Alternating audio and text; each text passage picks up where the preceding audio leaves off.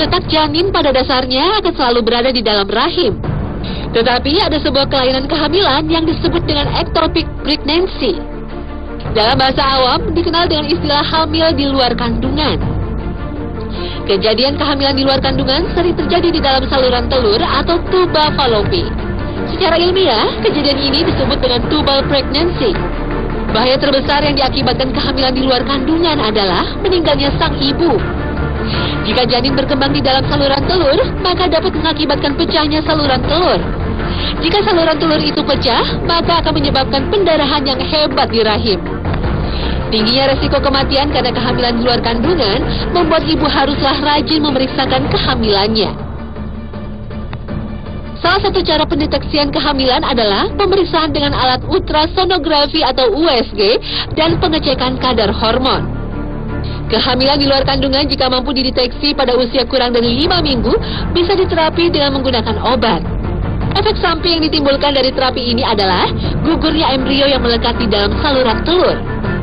Embrio yang gugur tersebut pada akhirnya akan keluar dengan sendirinya bersamaan dengan darah yang keluar pada saat menstruasi. Jika embrio yang berkembang di saluran telur telah berusia lebih dari 6 minggu, maka dikhawatirkan akan mengakibatkan kerapuhan bahkan pecahnya saluran tersebut.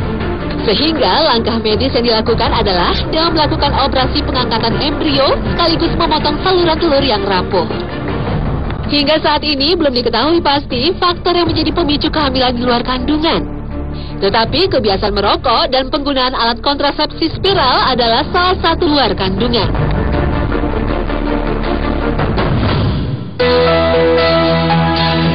Gangguan kehamilan lainnya yang terjadi karena adanya infeksi dari mikroorganisme berbahaya dikenal dengan istilah torch infection. Torch pada dasarnya adalah singkatan dari Toxoplasma gondii, rubella, cytomegalovirus, dan herpes virus simplex. Toxoplasma gondii pada dasarnya adalah sebuah protozoa patogen. Toxoplasma gondii pada dasarnya memiliki sifat dapat menginfeksi manusia dan hewan sehingga dikategorikan sebagai penyakit zoonosis. Hewan yang dapat mengandung Toxoplasma gondii adalah kucing, burung, tikus, dan hewan ternak seperti babi serta kambing.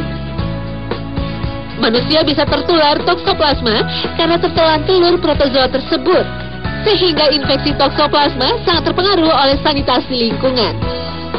Infeksi toksoplasma gondii pada ibu hamil bisa mengakibatkan keguguran atau kelahiran bayi dengan kondisi cacat seperti hidrosefalus, kanker otak, dan gangguan psikologis. Dan ternyata toksoplasma tidak hanya menginfeksi wanita, laki-laki yang terinfeksi bisa mengalami gangguan hati. Rubella adalah sebuah virus yang dapat mengakibatkan kecacatan bawaan pada bayi jika menginfeksi ibu hamil. Cacat pada bayi yang diakibatkan infeksi rubella diantaranya adalah tuli, kelainan katup jantung, serta kebutaan.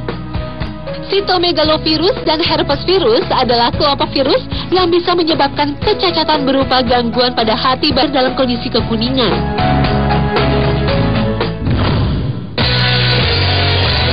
Rahim bisa diibaratkan sebagai ruangan tempat berkembangnya janin. Jalan keluar janin saat lahir dari rahim disebut dengan serviks atau mulut rahim.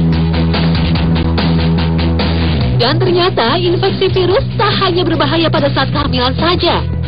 Seorang remaja atau wanita lajang bisa mengalami gangguan mulut rahim. Virus berbahaya yang dinamakan human papilloma virus adalah salah satu penyebab utama kanker mulut rahim. Virus ini pada dasarnya merupakan salah satu virus yang dikelompokkan dalam penyakit menular seksual. Sehingga bisa dikatakan wanita yang sering melakukan hubungan seksual dengan beberapa pasangan yang berbeda adalah kelompok yang rentan terinfeksi human papilloma virus. Oleh karenanya, infeksi human papilloma virus adalah dampak sampingan dari perilaku perzinahan.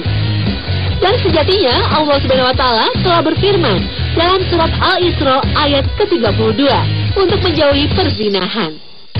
وَلَا تَقْرَبُوا الزِّنَا إِنَّهُ كَانَ فَاحِشَةً وَسَاءَ سَبِيلًا.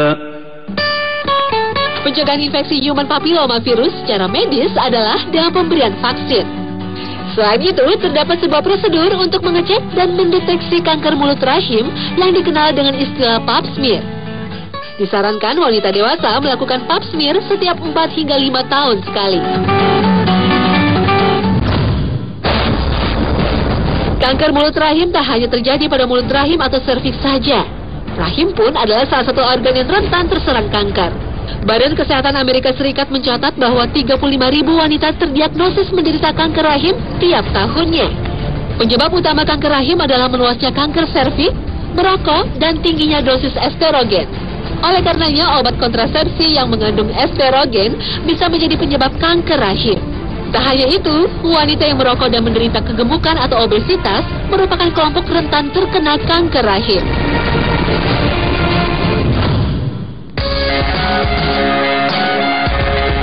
Masalah gangguan kesuburan yang lazimnya dialami seorang istri yang tak kunjung